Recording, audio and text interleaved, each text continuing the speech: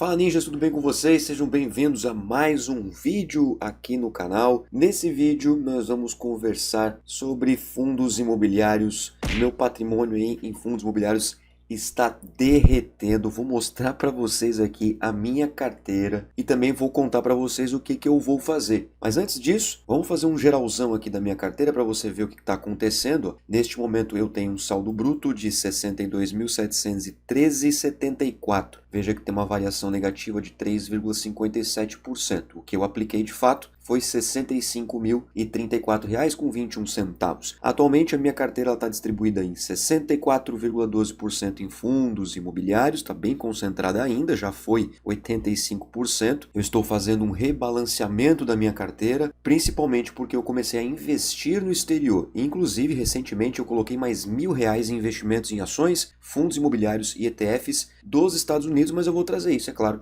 lá no vídeo do aporte. Depois as ações, 14,94%, Tesouro Direto 8,36%, renda fixa, aqui são os CDBs, LCI, LCA, 5,57%, daí depois eu tenho ali alguns investimentos no exterior que compõem também as criptomoedas. Veja como é que tá aqui, pessoal, só para você ter um geralzão, né? Ó, criptomoedas em queda, os fundos imobiliários americanos também em queda, as ações americanas também em queda, isso faz parte do ciclo do mercado financeiro, tanto nacional quanto internacional. As minhas ações estão indo bem, mas já foram melhores. Os fundos imobiliários, eu tenho umas encrencas ainda aqui na minha carteira de fundos imobiliários, alguns eu já consegui me desfazer, mas tem alguns ainda que me incomodam bastante. Não é nem pela questão do mercado em si, são fundos imobiliários que mesmo quando, por exemplo, a gente estava ali com o boom dos fundos imobiliários, mesmo assim eram fundos imobiliários que me incomodavam, ainda me incomodam. E por que isso? Porque eu fiz escolhas ruins, não olhei de forma correta, não aprofundei os meus estudos e agora estou pagando o preço. Mas vamos lá, ó, carteira de fundos imobiliários aqui, pessoal, vamos colocar por variação, ó, só para você ter uma ideia. Olha isso aqui, o HGRE11, que é um fundo de lajes corporativas, meu preço médio R$ 132,02,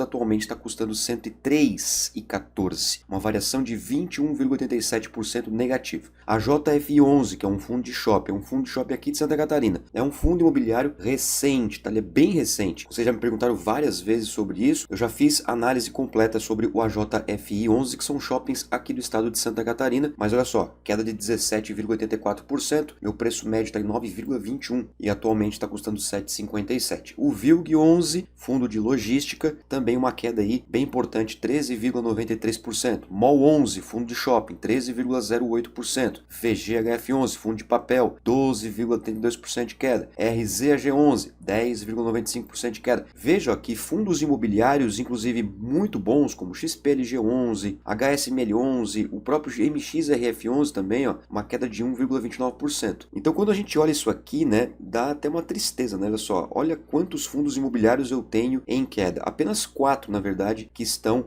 com um valor maior do que meu preço médio. O KNSC11, o VGIR11, o KNCR11 e o GARI11. Todos esses aqui estão com o valor da cota maior do que o meu preço médio. Mas a maioria devastadora aqui, né, está em queda. Eu somei todos esses valores aqui só para você ter uma noção, tá? Eu somei todas essas variações aqui em termos absolutos, né? Peguei o meu preço médio, multipliquei pela quantidade de cotas e depois eu diminuí pela variação. Somando tudo, eu tô com uma desvalorização de R$ 3.705,56. Isso significa dizer o quê? Que se eu pegasse todos esses fundos imobiliários aqui que estão vermelhinhos, ó, todos esses aqui, todos, tá? Todos, até o EQIR11 aqui, ó, que é o último, neste momento eu tô gravando o vídeo, tá? Se eu fosse vender tudo isso, veja bem, se eu fosse vender tudo isso, eu ia ter um prejuízo de R$ 3.705,56 na valorização da cota. Não estou contando os dividendos que eu recebi destes fundos imobiliários aqui ao longo do tempo que eu os tenho. E isso se eu fosse, claro, vender as cotas. Então eu tenho que ver, por exemplo, quanto que eu recebi já do HGRE11 de dividendos, quanto que eu recebi já do JF11 de dividendos, e aí ver, por exemplo, se a quantidade de dividendos que eu recebi bate esse valor aqui ou não, supera ou não chega, enfim. Mas a questão é o seguinte, pessoal, você só tem prejuízo se você vender. Nesse caso aqui, eu só teria prejuízo no valor da cota se eu vender o fundo imobiliário. Enquanto eu não vender, o fundo imobiliário é meu, as cotas são minhas, não me interessa se eu vou ter variação negativa ou positiva. Eu estou preocupado com o meu futuro, eu estou pensando a longo prazo. A tendência é justamente os fundos imobiliários caírem um pouco mais porque a gente tem uma Selic hoje, como vocês já sabem, de 10,75% e ainda existe uma expectativa dessa taxa Selic aumentar nos próximos encontros do Copom. Existe essa possibilidade, o mercado já precifica isso. Olha só, o mercado financeiro prevê que a Selic avance para 11,25% ao ano em novembro e para 11,75% ao ano em dezembro de 2024. Isso aqui foi feito com inteligência artificial, mas com base aí em matérias que estão na internet, Boletim Focus, como você pode ver aqui, ó, mercado financeiro passa a prever alta maior dos juros,